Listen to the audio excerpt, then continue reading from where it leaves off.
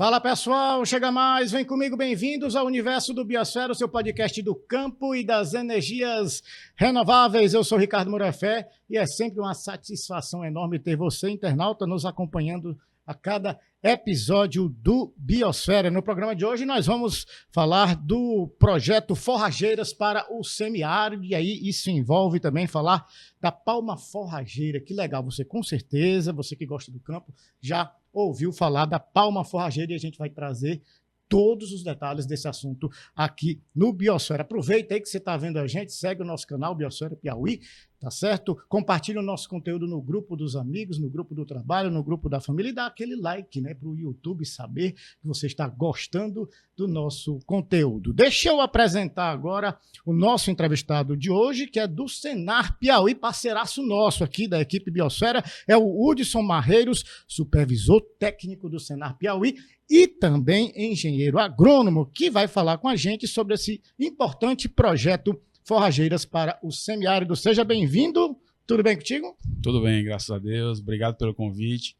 É uma satisfação enorme estar atendendo aqui o Biosfera Piauí, né, e trazendo um tema tão importante aqui para o nosso estado, visto a importância que é o semiárido piauiense. Interessante que a gente estava falando aqui de nutrição alimentar certo dia, e a pessoa entrevistada estava dizendo o seguinte: olha, a gente pode utilizar o milho, aí foi falando de rações, de suplementação, e chegou na palma também. Sim. E aqui cá estamos para dar mais detalhes para o internauta sobre a palma, porque a palma é a estrela central desse projeto, né? Fala um pouquinho primeiro do projeto. O projeto Forrageiras para o Semiárido, ele existe há quanto tempo já?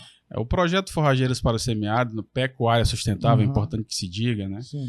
Ele foi colocado em pauta, né, pela CNA, Confederação da Agricultura e Pecuária do Brasil, pelo Dr. João Martins, nosso presidente, né? Exatamente vendo essa necessidade, né, do semiárido sempre estar ali como pauta nas discussões de dificuldade de criação de animais, né, do gado, do ovino, do gado de leite também. Mais quente, menos água, que saídas, exatamente. Né? Uhum. E através disso, né, a gente também provocou a Embrapa, através do sistema, né, o sistema CNA-Senar, juntamente com a Embrapa, e desenvolveram esse projeto, né, que é o projeto Forrageiras. Isso começou lá em 2017, né, com o estudo de várias espécies forrageiras, né, aí entra gramíneas perenes, né, os mais conhecidos capins, né, as gramíneas anuais, aí entra milho, milheto, sorgo, aí vem as palmas forrageiras, né, que é uma cultura que é disseminada no Nordeste de uma forma bem geral, especialmente no semiárido. No Piauí vem ganhando força. E também outras culturas, né? Estudando exatamente para que esse projeto pudesse apresentar um cardápio forrageiro para os produtores, especialmente do semiárido. Essa é a maior importância do projeto, é ajudar nessa questão da nutrição alimentar, do cardápio forrageiro, é isso? Exatamente. Esse é o objetivo principal do projeto, apresentar sugestões, né, e alternativas para o produtor rural, especialmente que está no semiárido brasileiro, né, para que ele realmente possa tomar a decisão através dessa apresentação dos resultados desse projeto. E como é que está o projeto aqui no Piauí?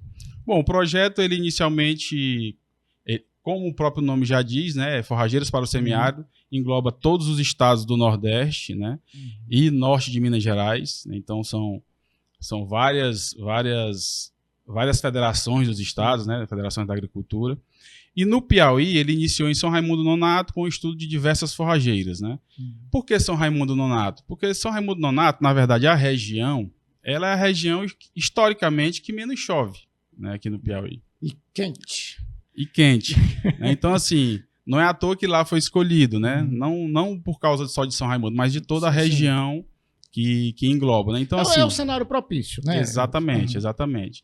E começamos com uma URT, uma unidade de referência tecnológica, aonde a gente estudou diversas forrageiras, né? Isso na fase 1. Hoje estamos na fase 2 do projeto, né? O que a Embrapa, juntamente com a CNA, desenvolveu? Modelos de produção de gado de leite, modelos de produção de ovinos e caprinos de corte, modelos de produção de bovinos de corte, né? E o que que a gente quer com isso?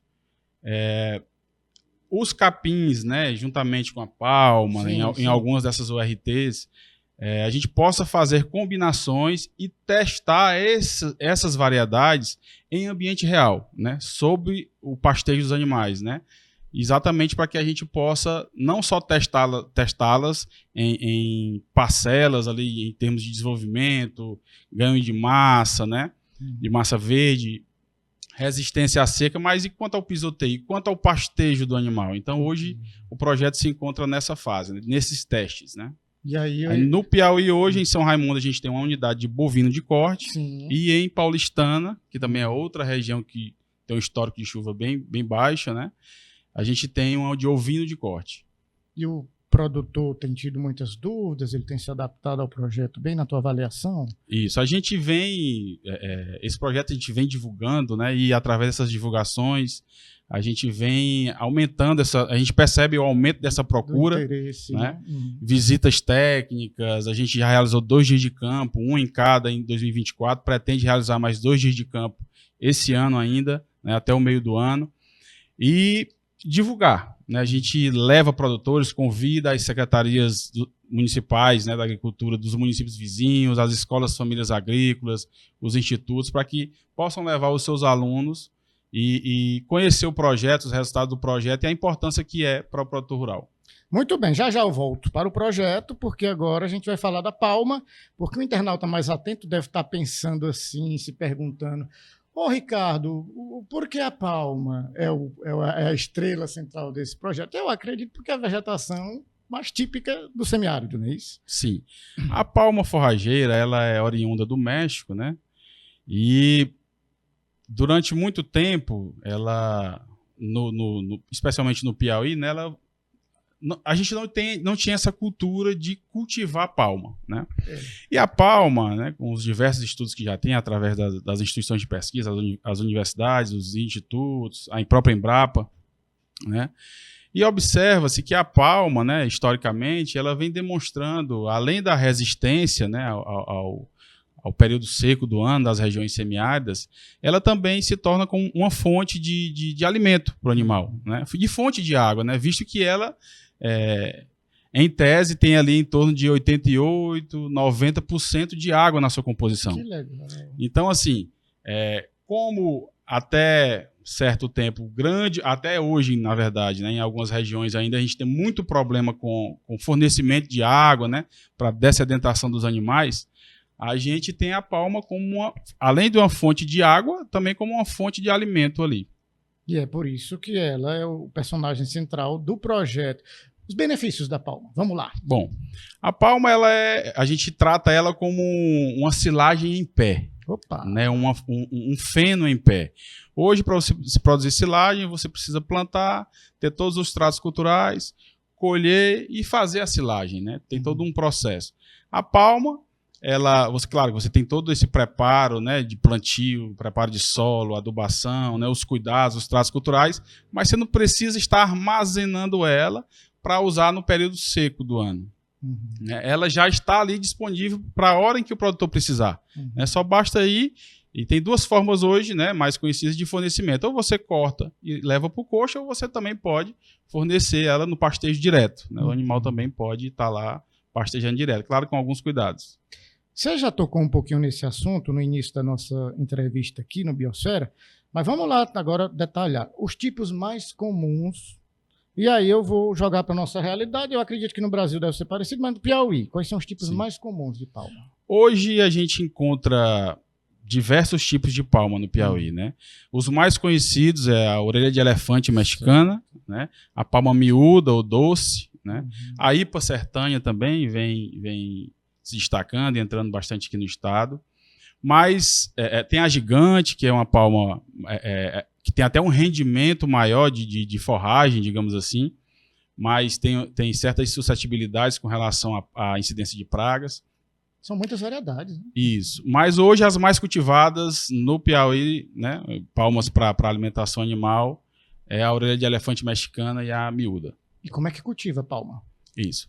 A palma, como qualquer outra cultura, né, é importante que se diga, ela até certo tempo atrás, né, os produtores escolhiam aquela pior área para se colocar a palma, né? Exatamente pela cultura de que a palma ela é resistente à seca, ela não precisa de tanta água, o solo não precisa ser tão bom, né? Então, ela era sempre escolhida uma área que não tinha tanto aproveitamento assim na propriedade, né? Só que, de acordo com os estudos, né, a palma ela é como qualquer outra cultura. Claro que ela é resistente realmente a essa questão da escassez de chuva, né? Ela precisa ser irrigada menos vezes do que outras culturas, mas ela precisa também ter uma disponibilidade de nutrientes necessária para que ela se desenvolva e esteja apta ali a ser colhida, né, ou fornecida para o animal ali em regime de pasteio naquele período pré-estabelecido. Então a gente precisa ter um solo bem drenado, um solo adubado, um solo corrigido. Para isso a gente tem que ter todas as práticas ali de preparo de solo, desde a análise de solo, né, para que você possa estar preparando o solo adequadamente, né, as correções, o preparo para o plantio, né, e os cultivos, né, os tratos culturais, visto que a palma ela sofre muito com a concorrência de plantas invasoras. Sim, que seriam? Aí tem diversas plantas invasoras, né? O popular mato, que a gente chama, né? A gente, nas linhas de plantio, sempre nasce, né, os matos, os capins nativos, e a gente precisa estar controlando isso, né?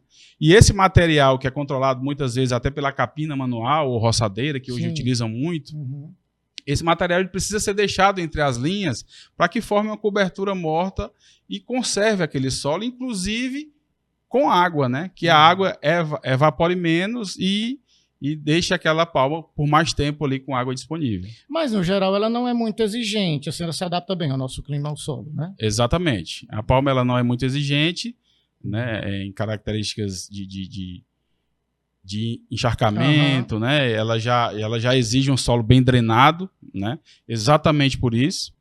E a gente precisa ter esses cuidados para que não haja podridão. Por exemplo, a palma, quando ela é implantada em locais que, no período chuvoso mais forte, né, na sua plenitude, ela tende a ter uma podridão naquelas plantas que ficam ali próximo daquela área que está inundada. Então, por isso precisa ser um solo mais alto, bem drenado, plano, com pouca declividade, né? Se for um terreno com mais declividade, precisa ter curva de nível.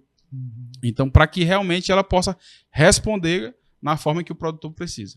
Mas eu vou só fazer um parêntese aqui, que eu sei que a gente está falando do semiárido, Sim. Mas ela dá certo em outras regiões também, sem problema nenhum? Sim, ela perde um pouco o foco principal, né? A palma, ela é um alimento rico em carboidratos, né? Certo. Água e, na sua maior parte, de carboidratos. A proteína dela, digamos assim, né? Que é o que, digamos assim, que dá o ganho de peso em carne, ela é baixa, né? E a palma, ela não pode ser fornecida somente ela, né? Porque ela tem um baixo teor de fibra.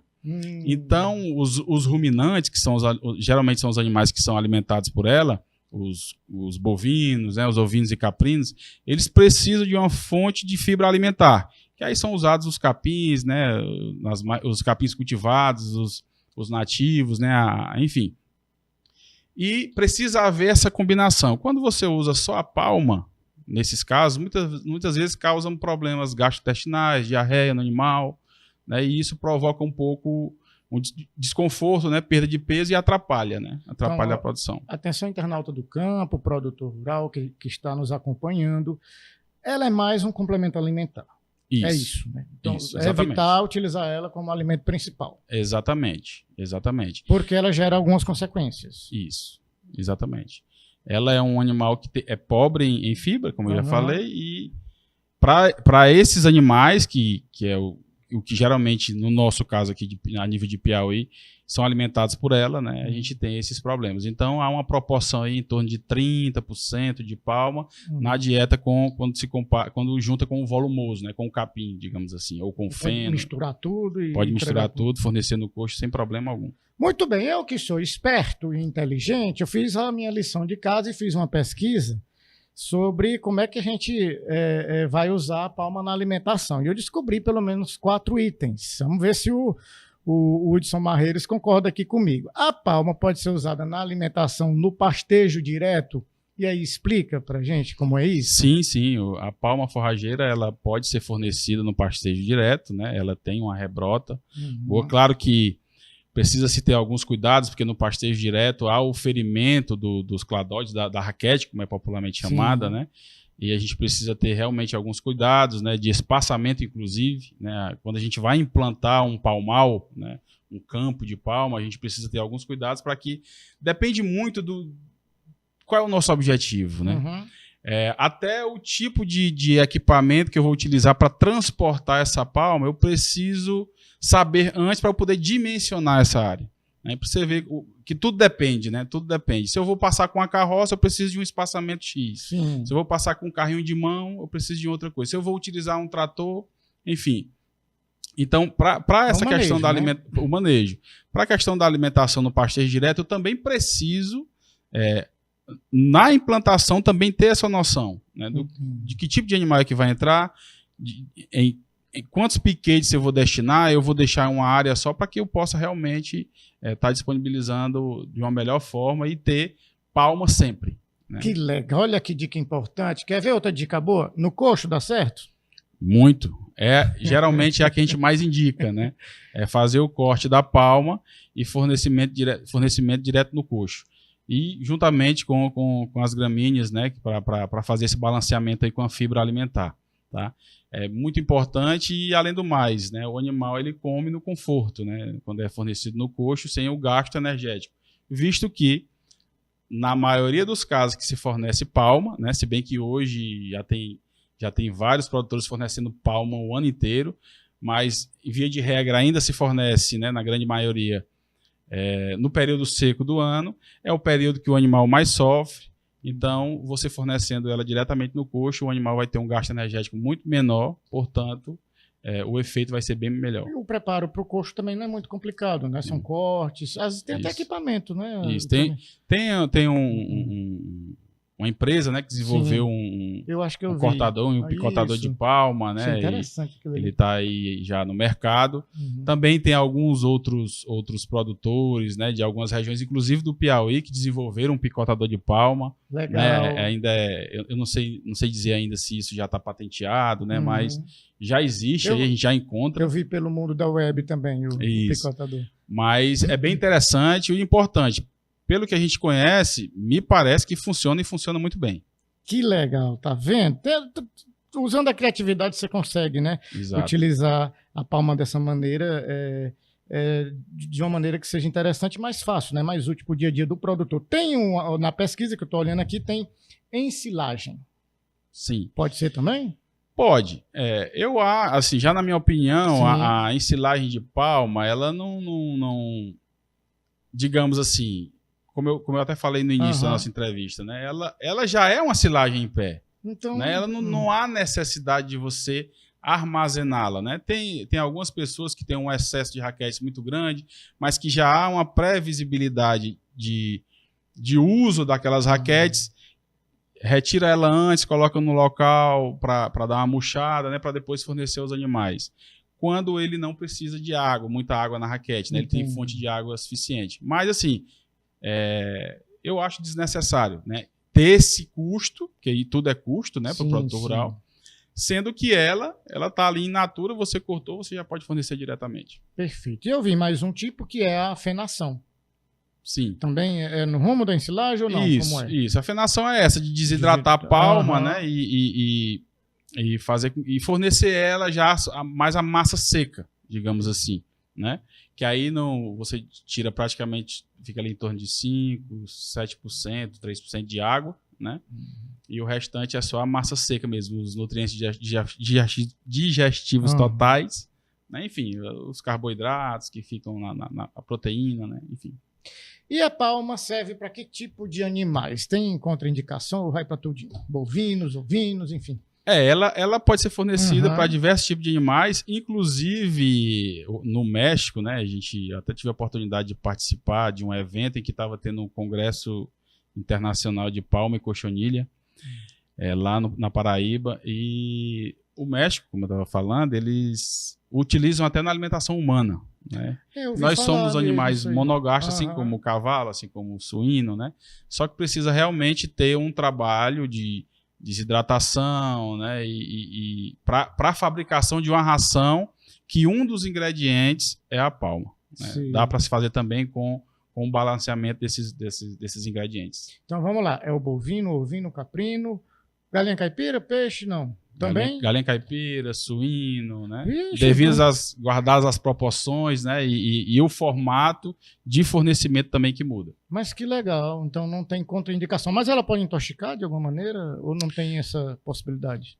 Todo alimento, né? Quando ele é fornecido em grande quantidade, ele intoxica, né? No nosso caso, levando em consideração o maior consumo que é dos ruminantes, digamos assim, os bovinos e ovinos e caprinos, eles sofrem muito com quando há esse desbalanceamento, né, de mais palma do que fibra, por exemplo, né? Claro que a gente também não pode deixar de falar da importância da mineralização, né, porque via de regra ela tem que acontecer, né? Não tem como fugir. Quando há esse desbalanceamento, quando há uma quantidade muito maior de palma do que da fibra alimentar através dos capins, por exemplo, há essas questões, né, de problemas com diarreia e pode até desidratar bastante o animal e fazer com que ele venha a óbito. Mas olha então só... a gente precisa ter esses cuidados.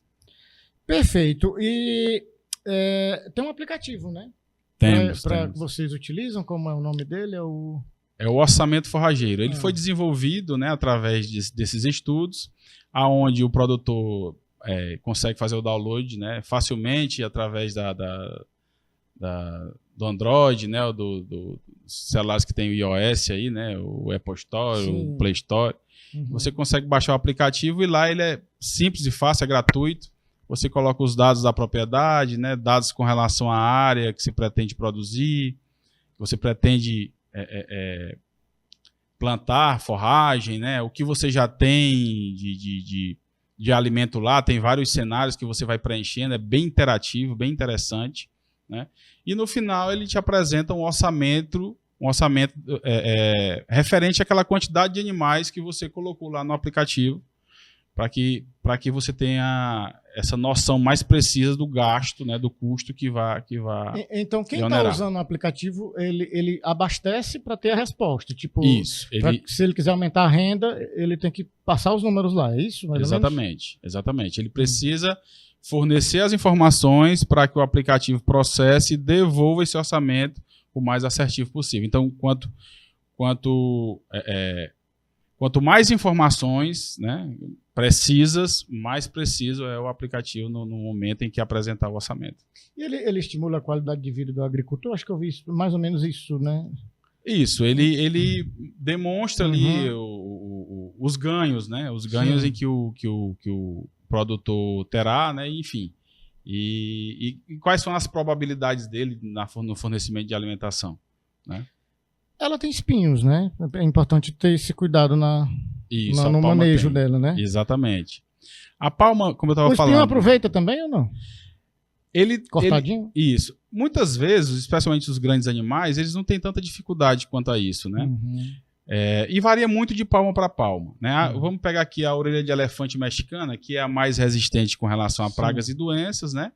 Tem um rendimento muito bom, ela tem um crescimento mais horizontal, mas ela ainda tem um pouco mais de espinhos, né? Então, muitos produtores, especialmente os que fornecem a palma para ovinos e caprinos, eles dão, como a gente chama, aquelas vassouras de fogo, né? Eles passam um maçarico para queimar um pouco, que parece um pelo, né? Um espinhozinho é tão fininho que parece uns pelos. Então, eles passam essa vassoura de fogo, esse maçaricozinho lá, e diminui bastante, né? E melhora a aceitação pelos animais. Já a palma miúda, ela não tem espinhos, né? É muito pouco, é quase imperceptível. Então, essa não tem nem esse problema.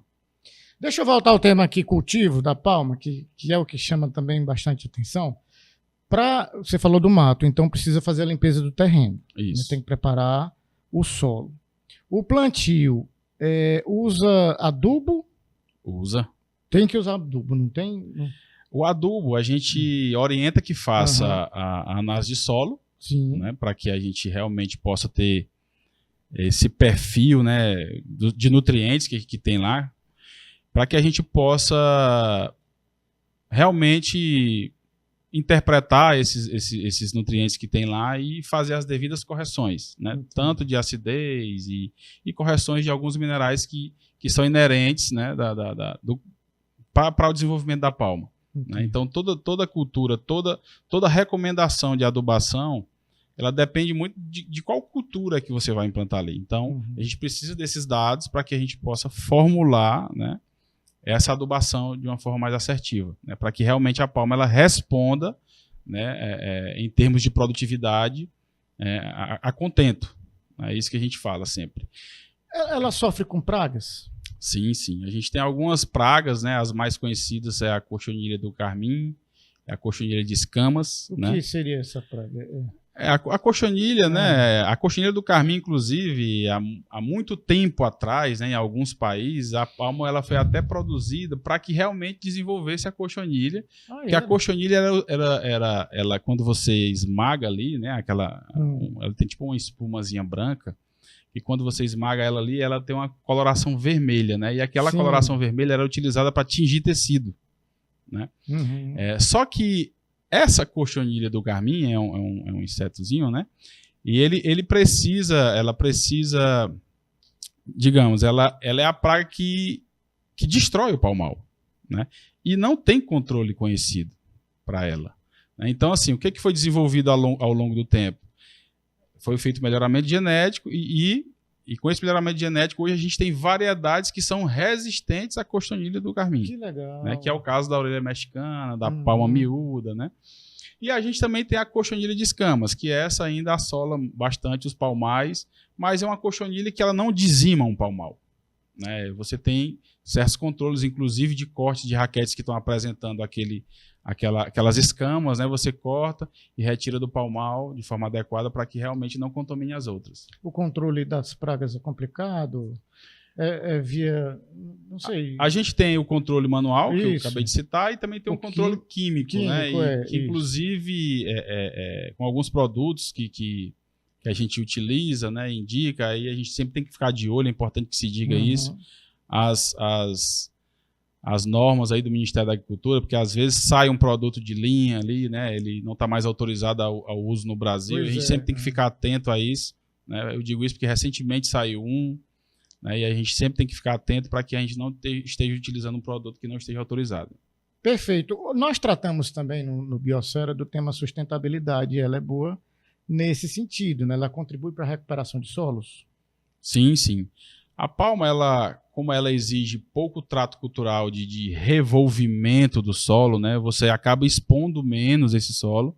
Ela uma vez ela plantada, você com os tratos culturais adequados, você mantém aquele palmal por vários anos. Então você revolve menos o solo, expõe menos, né, os micro-organismos do solo e mantém sempre aquele solo nutritivo, né? O solo conserva o solo e essas práticas dos tratos culturais, né? Por exemplo, o controle das plantas invasoras que concorrem por esse nutriente que está no solo, você controla nessas plantas invasoras, né? Cortando, roçando esse mato, e a gente sempre orienta que faça isso realmente na forma manual ou física, né? Através de roçadeiras. Ou seja, utilize o químico o mínimo possível. Né? E esse material, né, esse volume de seco que sobra, porque aquele material vai secar, você deixa entre as linhas de plantio e isso ajuda a conservar também o solo. A gente precisa ter essas práticas sustentáveis. Muito bem, a gente falou aqui do aplicativo, né, que você disse que é um aplicativo mais de números, né? Mas aí essa vai para o nosso querido internauta do semiárido, né, que quer mais informações. Sim. Procura um agrônomo, procura um Senar, uma base do Senar, nós temos as próprias redes sociais do Senar também, para ter mais informações, porque de repente ele não está usando lá, incrivelmente, pode ser, né? Isso. Mas pode usar e tem dúvidas do manejo, tem dúvidas do uso, né? Tem que estar procurando vocês. Como é que é esse contato? Como é que ele faz? Bom, o Senar, ele está de portas abertas, né? A Casa do Produtor Rural, a Federação da Agricultura a federação, a entidade em que o Senar Piauí é vinculado, então é a Casa do Produtor Rural. E a gente está sempre de portas abertas. A gente tem os canais de comunicação, né? A gente tem as nossas redes sociais, o @sistema FAEP Senarpi, né? Temos o próprio telefone, que ainda já é pouco usado, mas ainda muita gente liga para a gente. Tem o nosso Fale Conosco, né? Tem os e-mails que a gente, no site, tá lá para que qualquer um possa acessar. E a quem se interessar, né? Façam uma visita à nossa URT, tanto a de ovino de corte lá em Paulistana, como também a de bovino de corte em São Raimundo Nonato, para que vocês possam conhecer um pouco mais desse projeto. É muito interessante. Claro que a gente tem dados parciais, ainda não consolidou, porque a pesquisa ainda está em andamento, mas são dados que a gente já vem observando, são animadores, né, para o semiárido, em regime de sequeiro, sem o uso de irrigação. Sim. Então, é muito interessante. E para que acesse essas formas de cultivo, como implantar um palmal, né, a gente tem treinamentos no Senar. Olha só, né? Que legal. A gente tem treinamentos tanto de implantação e cultivo de palma forrageira, né, um treinamento de curta duração, salvo engano, de 24 horas, 3 dias. Bem, né? rápido. Bem rápido. Né? E a gente também tem um outro treinamento voltado para a palma, que é as formas de fornecimento, né? Como você trabalhar com a palma para fornecer ela de uma melhor qualidade para o animal. Né? Mas é presencial, é online? Presencial. A gente tem esses treinamentos presenciais, aqui a nível de Piauí, né? no Senar Piauí, e a gente também tem um Senar Play, né? Que é um aplicativo que você também faz um cadastro bem simplificado, é gratuito, todos eles são gratuitos, tanto os presenciais quanto à distância. Você entra lá no Senar Play, faz o seu cadastro, faz a sua matrícula, e lá também tem uns treinamentos voltados para essa área. Você falou de dia de campo, né? Vocês escolhem o dia de campo? É o município que solicita? Como é que é essa parte aí do dia de campo, hein? A gente organiza, né? O próprio Senar Piauí aqui, junto com a federação, a gente ver os indicativos de data, qual é a melhor época para tá levando esse dia de campo para lá. Ano passado foi em fevereiro, em Paulistana, e em março, salvo engano, em São Raimundo Nonato, né? E esse ano a gente pretende levar agora em abril, né? Fazer um na sequência do outro também, lá em Paulistana e São Raimundo Nonato, para demonstrar e para mostrar os resultados das ORTs. Muito legal, né? E todo mundo pode participar, né, desse dia de campo. Qualquer pessoa pode participar. Bem tranquilo. O dia de campo é legal, gente. Deixa eu dar uma forcinha aqui pro pessoal do Senar, mas é legal mesmo. Eu recentemente participei de um dia de campo, encontrei o Hudson lá, Isolda, enfim, o Diego. A interação, a troca de ideias, o tira-dúvida, os profissionais que vão. O produtor tem a oportunidade de trocar ideias entre si também, enfim, com o pessoal da fazenda, onde acontece o dia de campo. Então, assim, é muito legal mesmo, eu receito, viu? Parabéns pelo trabalho de vocês. Exatamente. A gente, através desses eventos, a gente conhece diversos cenários, né? A gente sempre fala, né? A gente que vai divulgar um resultado de alguma pesquisa, por exemplo, é importante que se observe as condições em que aquilo está sendo estudado, né? E o projeto Forrageiras, ele vem exatamente para isso, né? A gente tem diversas pesquisas aí publicadas, inclusive, de diversas forrageiras, né? Mas adaptadas ao semiárido, a gente não tem tanto assim, né? Então, assim, o olhar do projeto foi exatamente para o produtor rural que está lá no semiárido brasileiro, né? E esse projeto ele tem uma importância muito grande, visto que, em termos produtivos, o semiárido, né, é uma das regiões que mais sofre com relação à estiagem. É verdade. Né? Então, é importante que os produtores eles procurem realmente conhecer o projeto, conhecer os resultados do projeto, para que nessa modelagem que foi apresentada, né, a gente vai vendo o que é aplicável lá na minha, por exemplo. Né, eu sendo produtor. Eu vi lá o projeto, vi os resultados, vi o que pode ser aplicado na minha e o que não pode, o que se adapta. Então, assim, eu preciso entender as condições em que o projeto foi instalado, quais são as condições de clima, de chuva, de solo. Porque a URT apresentou um bom resultado. Sim, mas qual era o solo dele lá? Que tem que ser levado em consideração. Qual é a precipitação? Eu vou te dar um exemplo. Lá em São Raimundo Nonato, durante a fase 1 do projeto, né, que era até o José João, também engenheiro agrônomo, colega nosso, que conduzia a URT, o técnico da URT lá, um ano choveu mais de 1.000 milímetros na URT que inundou. Caramba! Inundou uma boa parte lá, acho que 70% da URT, da unidade foi inundada, né? E isso prejudicou um pouco a pesquisa nesse ano, nesse período. E no ano seguinte, choveu 370 milímetros, por volta de 370 milímetros. Então, assim, a gente foi de um pico a outro, né? E isso questões no horizonte temporal de um ano. Então, assim, e o semiárido é isso. O semiárido é isso. É um ano, a gente tem um volume, isso aconteceu agora, um volume de chuvas muito grande num período ali em janeiro, né? E ela resiste a tudo isso. Tudo isso, exatamente. Né? Claro que a inundação, inclusive a gente não pode ser irresponsável em dizer que a Palma ela resiste à inundação, a muita chuva, porque é demais, né? É demais. Mas assim, dentro da URT houve alguns pés de palma, digamos assim, que sobreviveram. Né? Isso já é um indicativo para um estudo futuro. Né? Entendo. Então, assim, mas ela realmente não resiste a solo encharcado. Beleza, o programa está acabando, o nosso episódio está acabando. Biosfera, só para fechar aqui, vocês enfrentam resistências culturais? Porque às vezes no interior tem isso, né? Ah, não vou usar porque isso não foi passado de geração para geração, é estranho, não gosto desse negócio, esse negócio aqui é diferente, tem esses espinhos aí ou não. E como é que vocês trabalham isso? Apesar disso estar mudando bastante, né, mas ainda a gente encontra. A gente vê em estados vizinhos, aqui como o Ceará, que a palma ela é inerente da cultura do semiárido. Né? Você vai passando nas propriedades que estão instaladas ali e você vê muito palmal. Né? No Piauí hoje você já vê mais, né? Mas a gente ainda encontra questões culturais, né? Ah, a palma tem espinhos, né? Mas tem a palma que não tem. Né? Ah, a palma ela demora a crescer, mas aumenta o teu palmal. Então, assim, tem todas as características que você precisa, né, para que você realmente possa planejar a tua produção.